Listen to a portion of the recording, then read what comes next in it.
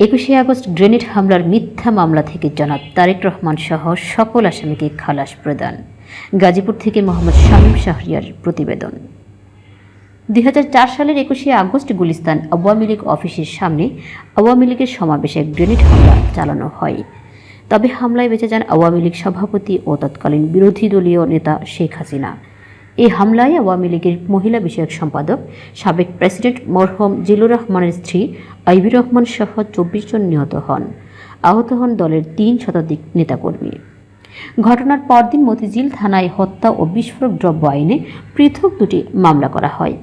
Grenade হামলা মামলায় 2018 সালের 10ই অক্টোবর দেয়া বিচারিক আদালতের রায়ে মৃত্যুদণ্ডপ্রাপ্ত আসামিরা হলেন লুৎফুরুজ্জামান বাবর, আব্দুস সালাম পিন্টু, হানিফ পরিবহনের মালিক বিএনপি নেতা হানিফ প্রমুখ। উল্লেখ্য যে তারেক রহমানের রাজনৈতিক ক্যারিয়ারকে প্রশ্নবিদ্ধ করার লক্ষ্যে এই মামলায় তাকে সম্পৃক্ত করা হয়েছিল। গত 1 ডিসেম্বর এই মামলার রায় শুনানি হয়।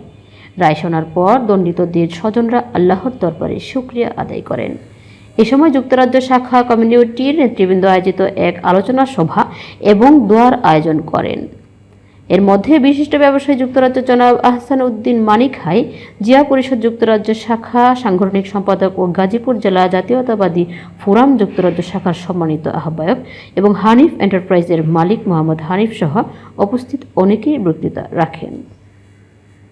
মামলার মৃত্যুদণ্ড আসামি দীর্ঘ 14 বছর ফেরারি আসামি হয়ে এদিক সেদিক ঘোরাঘুরি করেছে। আমাদের মাঝে থেকে, আমাদের কাছ থেকে ভালোবাসা দিয়েছে এবং ভালোবাসা নিয়েছে। সেই ভালোবাসার দাবি খাটিয়ে আমরা একসাথে ওনার আজকের এই গতকালকে রায় হয়েছে, ওনার খালাস পেয়েছে, তাই আল্লাহর কাছে আমরা শুকরিয়া জানাই এবং আমরা সবাই খুশি। তাই ওনার জন্য আমরা সবাই অবগত আছি।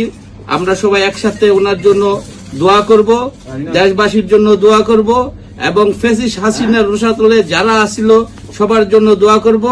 আর পাশাপাশি আমাদের তারুণ্যের অহংকার তারেক রহমানের জন্য দোয়া করব, আমরা যাতে আগামীতে একটি সুনির্ভর এবং সুন্দর দেশ গড়তে পারি।